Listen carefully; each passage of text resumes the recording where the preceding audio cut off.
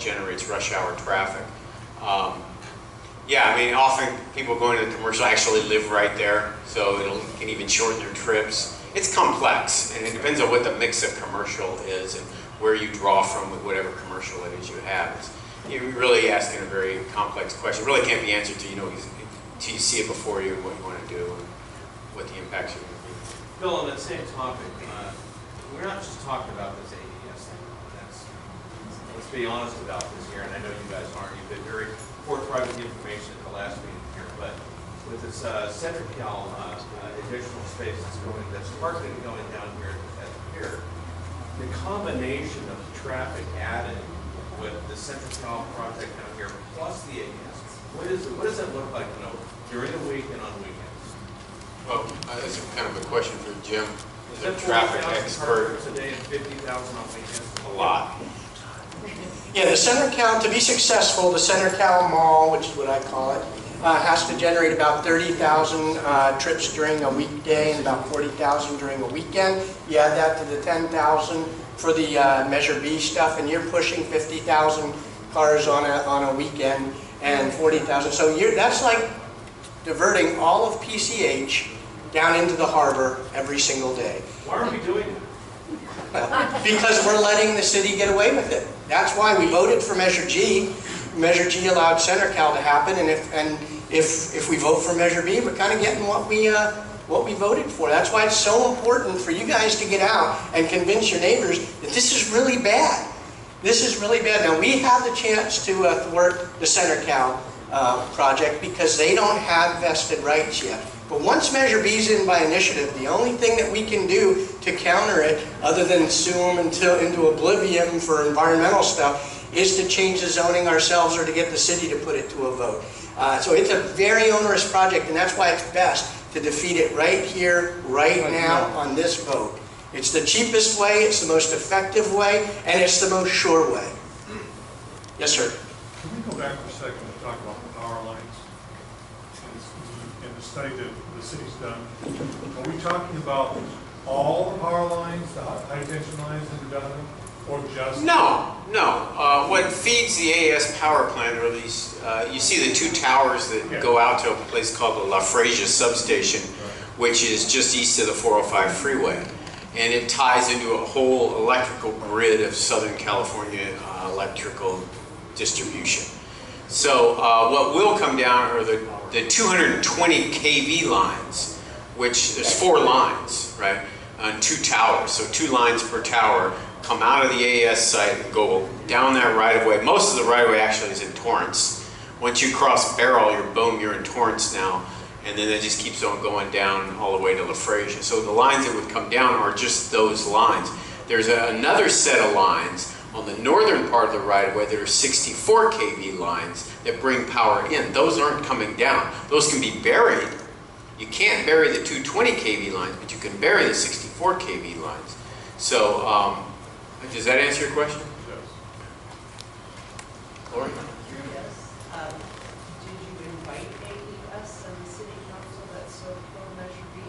Yeah, we got them right over here. Mayor? Yeah, they were invited. That's the best we can do. This whole thing was going to be sponsored by the Easy Reader, and Todd met with them, and they invited Mayor Aspel and Eric Pennygraph, and they just declined to come. I mean, it's just theirs to lose. I mean, it's typical, when somebody thinks they're winning, why would we go to a debate and maybe lose momentum or ground or have some big event that we might not do well at? So we debated AES before under Measure A, and a lot of people thought we won, so they probably just said, well, we're just not going to debate them. Just forget it. Well, the mayor's a good liar, that's for darn sure. He said he sent you here, Bill. I went to their meeting to find out, to see you, and he said he sent you here. Say again? He said, Mayor asked that he sent you here. Oh, okay, well, whatever. I came here because Todd asked me to. So. That's news to me, but that's okay. Okay. Yeah, I have a question related to the gentleman that talked about the school money. I think it gets confusing. Some people think that the school's going to get more money if this passes, and especially with the state aid. So just clarify that the way I understand it is, the type of, especially with the type of residential zoning that's going to occur if this passes, that it's a net loss to the school district. The money that comes in from the property tax, the state aid that comes in from the increased number of students, doesn't pay for the school district's expense for those additional students. That's correct. It's a net loss. Exactly. That's a horrible way to generate revenue for the school district in terms of having that many students and His dealing with question is not overcrowding. RevGen though. He's talking about, is it a loss? What's that? Is it a loss? You're not talking about RevGen. You're talking about like, is it a loss? Yeah, Right? which I believe it is. but He's talking about I wanna revenue clarify. generation. We're talking about like, is it a loss or isn't it? I think he's missing the point. The point is that the density, and this is, I'm trying to ask you fellas that for the end of the night to give to the people here one or two things that will really help and make sense. I wanted to ask about the density, because it's easy to tell your neighbor. Somebody said, it's going to be like PCH down in Redondo Beach. Well, I think people can visualize that. The issue with the schooling is that there's going to be a net loss to the school in overcrowding and more kids. The next question is, somebody did say something about density and compared our density now with what our density will be before and after and other cities, what's appropriate. And I think there was a mystical, magical, unbelievable number of what's going to happen to the density that's almost unheard of in the beach areas. And that would be something that might be easy to explain to your neighbor. Here, I'll take that. You want to talk about density? Sure. Some of the Yes on B sites have done a very, an apples to oranges comparison to try to say that the Measure B zoning is less dense than anywhere else in Redondo. That's not true. If you compare the zoning areas in Redondo to what's in Measure B, for the part that's along the waterfront, they picked the highest density that's in Redondo today, 35 units per acre. So it's no less dense than, it's the most dense we have anywhere else in the city. It's under the mixed use zoning, and if you look in your ballot, your sample ballot, it's in there. You got to vote for it, but it's in there. But what they did to confuse people, and this is where I have real bone to pick with these people because they're so twisted in the way they do it. They took all 50 acres and then spread the houses out over them as if there's no requirement for parking lots, for streets, for them to drive up and down, for the hotel. And so they took that and spread it across the whole 50 acres. Well, if you do that, and that's what I did to compare apples to apples, if you take their whole area and the number of people over that, that's where you get 17,000 people per square mile. And the rest of Redondo is just under 11,000 people per square mile. So that shows you 50% density increase over the rest of the city when you look at the whole development. And if they get their density bonuses, it jumps up to over 20,000, almost double the density of the rest of the city. So you got to be very careful when you're reading their sites and make sure they're comparing apples to apples. Another guy was refuting me online, and he was using rush hour traffic, which is for 1 hour per day, and comparing it to total traffic for the whole day. So they're very sly. If you don't look at the wording, you got to be very careful. Yes, sir.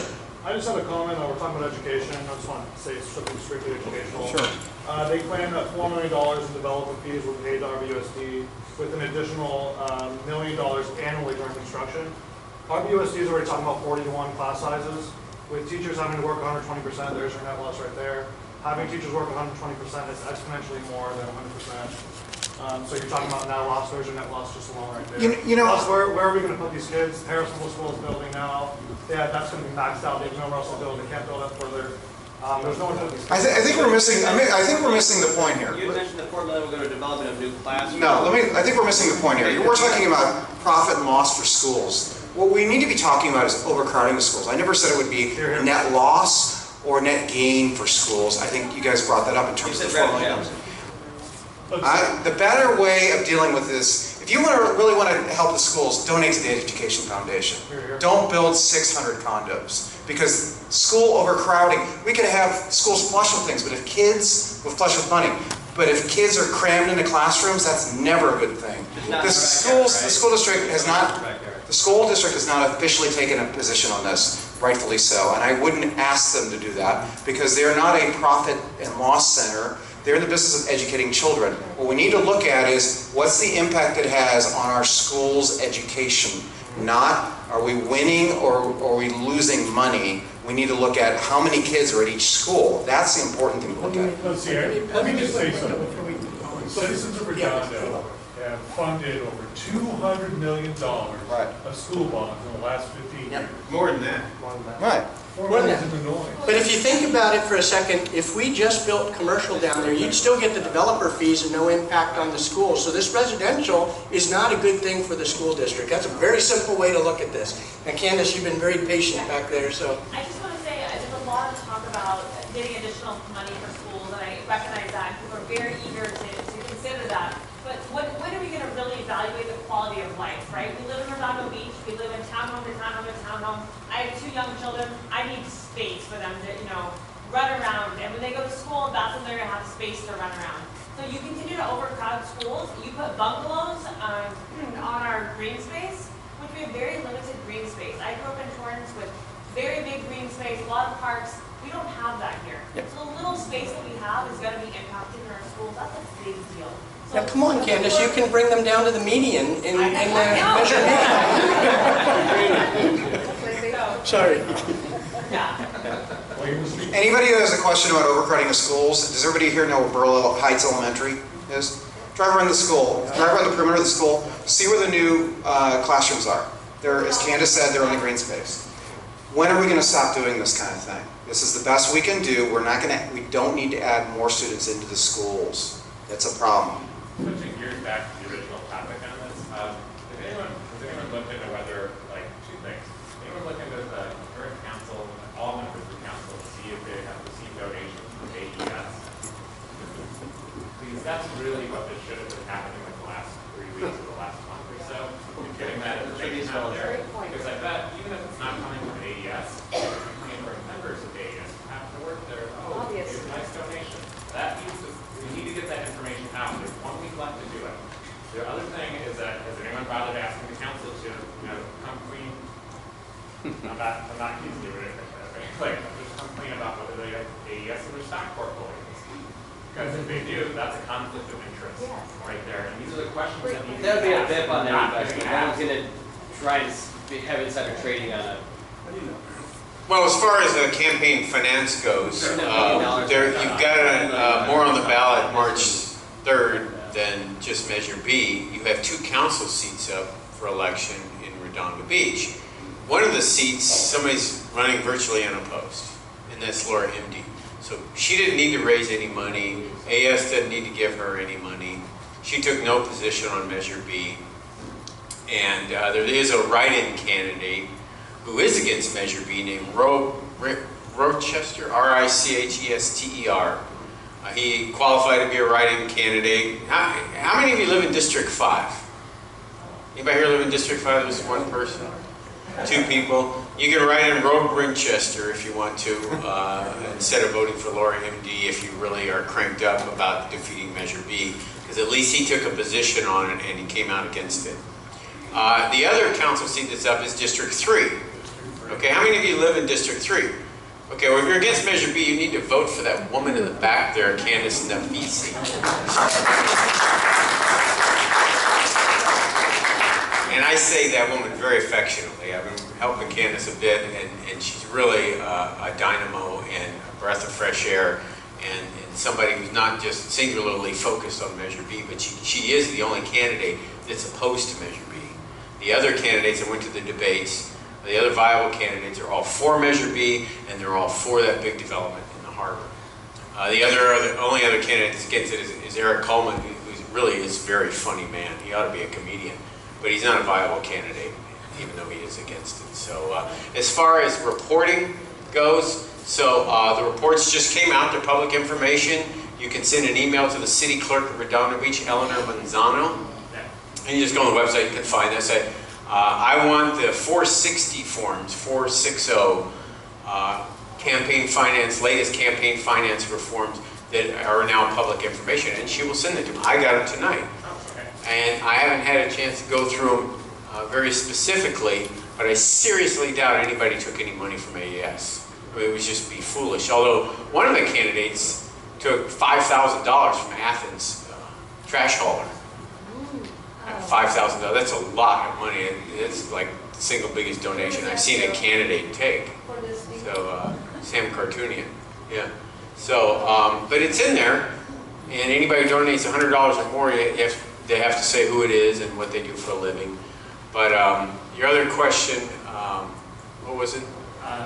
Sorry, so there was two questions, one about campaign finance. Right. About stock portfolios. Oh yeah, it's just a blip. I mean, I don't think anybody's, you know, on the council holding, you know, huge amounts in AES expecting this to have an impact on their earnings significantly, that the stock's going to go up as soon as Measure B passes. I really, you know, and plus we do have to file a Form 700 every year. So if you did own the stock to a large degree in AES outside of, say, a mutual fund, you would have to report that on Form 700 once a year. And that's also available to the clerk's office. Right, yeah.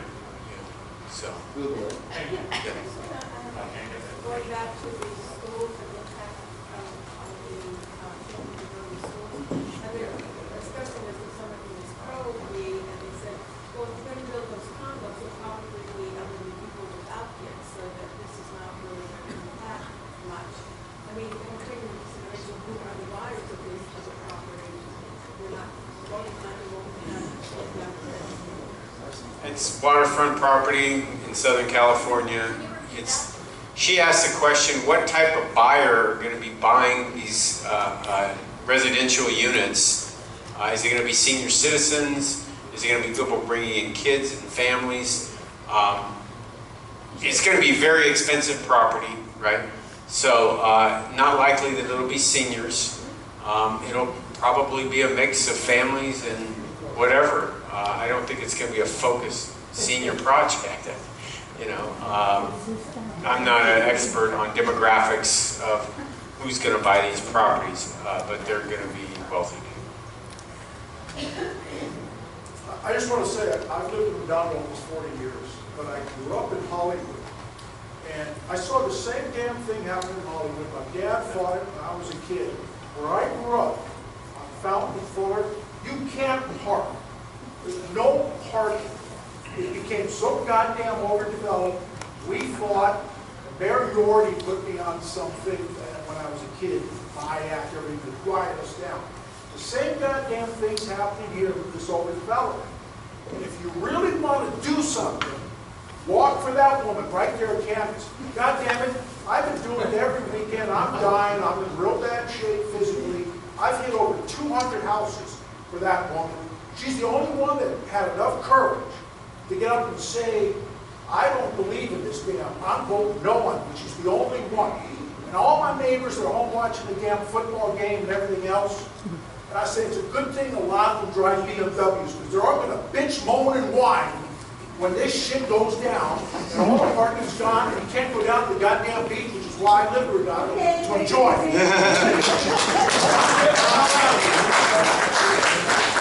I just want to address one thing. The gentleman in the Dodgers jacket, you asked us, give me one reason I want the power plant to come down. I moved here with my family 16 years ago from out of state. I moved here because it's a small town with a nice atmosphere, small, next to a large city. If I really wanted high-rises and traffic, I would have moved to West LA. God bless West LA. But quite honestly, I like the character of this town. What makes this town special. As the gentleman has said, we actually have a choice, and we may lose that choice if this goes through. If you're asking for one question, is one reason to do this: do you want to be West LA or do you want to be Redondo Beach in the South Bay? I think it's that simple. It's really that simple. Right. 2 points. One is, I found out about this through a website called Nextdoor. It deals with communities. It's a really good site for communicating with just the local people in your neighborhood.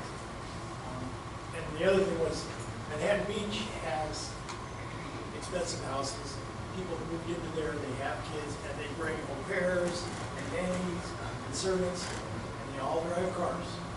Yeah. You can't park in Manhattan Beach. Yeah. Bring up the nextdoor.com. The gentleman mentioned nextdoor.com. It's a community-based website, really. Okay. And what about it? You just put in your address get you in touch with your local neighbors who are also there. It's good, good. That's where I found out it has your video on it. Oh, okay, great. Thank you. Dean? I have a question maybe Bill can help us out with. I heard that the city is removing no on-beat signs when they're on public property, especially like in front of medians.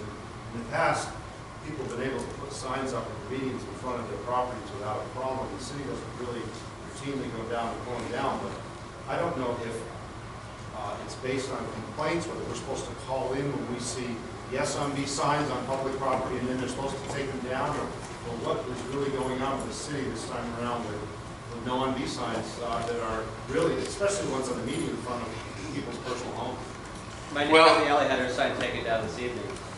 It's illegal to put a lawn sign, political sign on city property. You need to put it on your property. A lot of people don't realize that the park strip between the sidewalk and the street is city property. And they want to put the sign out as far as they can out by the street. And people from the opposition call and say, hey, I saw these no on-beat signs down the street in a park. And yeah, I mean, I always like to say city staff has a policy, right? They're not this impartial body that you would like to think they are.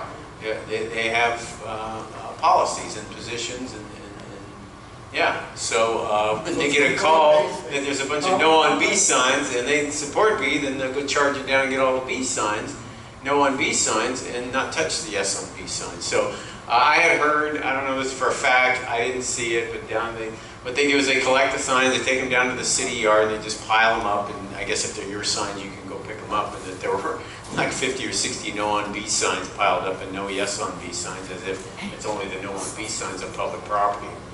But you read into that what you want. Like I said, I didn't see it. I trust the person who did. Same thing with Candace DeFisi signs. It's all her signs down at the city yard and not the opponents. So I think it tells you what the policy of the city staff is. But you know, this happens in every election. Don't get distracted by it. Right? Focus on talking to your neighbors and your friends about the impacts you're going to see to Measure B. I mean, you can get sidetracked with all this stuff. And it's a distraction. People need to vote no on Measure B because of the things that we've been talking about. So, yeah. Can someone explain the options and the timeline to get rid of the power plant if no on B goes through? Okay, so if B fails, okay, let's just say your AES and B has failed, okay? We got a power plant, hardly ever operates. Contract we have that guarantees us a cash flow annually is over at the end of 2018. So at the end of 2018, we get no money, right, for what we're doing down there. And we're done. And in 2020, we can't even operate it the way it is because it's illegal. So if you're AES, you're thinking, okay, geez, man, I need to get a rezoning because I'll still make a lot of money and I got to do something. And so they're going to come back to the city and say, okay, we've got, like Jim said, you know, we've got to come up with a rezoning. They're not going to get a contract. They're not going to get a long-term contract. Sure, they'll probably try to crank up their application at the Energy Commission again to get a permit to construct. And everybody, oh, gee, see, they're going to get a power plant. The bottom line is they're not going to get a long-term contract. And so they may fumble around for a little while, but ultimately they're going to be coming back to the city to work with the community and the city council like they said they were going to do over a year ago to get a rezoning that makes sense for them and for the city and for the residents. So you can get something that improves the quality of life for residents, brings more money into the city, and gives AES a fair return for their property. So. Or they could start a new, they could just start a new measure. They could start a new measure. Yeah, they could start a new measure, so could we. One of the things, I happened to get called on the last, what they call a town hall meeting, where you get dialed in, and if any of you listen to that, Mayor Aspel and Eric Pendergraft were the two speakers, actually said they're not even going to break ground on this thing until 2021. So we have until, we can easily put new zoning in place and get it through the Coastal Commission on that same timeline, right, by 2021. They could be lying, but that's what they've told people. Aspel said he won't even be mayor when this thing gets approved, which I don't trust that at all. But we certainly, you know, 2018 they're going to be operating that plant too. That's a for sure because they're getting money whether they run it or not. They just have to keep it operational. So we have a good 3 years to get zoning in place, and then we can be at the same place they're at right now. And certainly, I'd rather take the time to do it right once than sit there and fight them in court and fight them every step of the way. That will drag out another decade or so. So is that, the game plan then is to present? The game plan is vote no on B. Everybody get out and tell your neighbors to vote no on B. The rest of this, lots of money, lots of time. There's people up here, Bill and I have been at this since 2002. We're burning out. So, you know, I don't know who's going to step up to follow the next 10 years of fighting it. The right thing to do right now is to talk to every one of your neighbors and all of your friends and tell them how bad this zoning is and tell them they'd be stupid to vote yes on B. That's what we need to do. That's the one thing we can focus on now. Looking at the what-ifs for the future is all conjecture and a waste of time unless some city leader is going to come up from the activist side and say we're going to run an initiative. It's a lot of work. A lot of work. We've done it 3 or 4 times now, and no new leaders have stepped up to run the thing. So I'm burning out on this stuff, and I don't see anybody stand up. The right thing to do right now is vote no on B and get all your neighbors to. I think we're going to wrap things up now. It's 8:45. We're available to answer questions for you afterwards. We thank you for coming tonight. Please vote a week from tomorrow night. Vote no on the B. Thank you. Thanks. Thank you.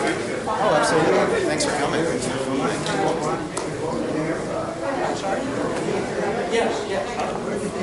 I got it. Thanks for coming.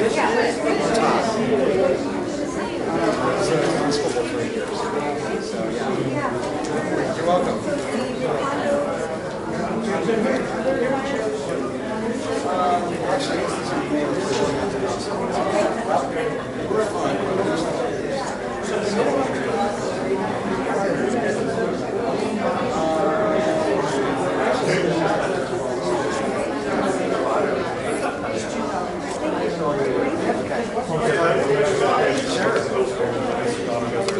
Oh, Paris?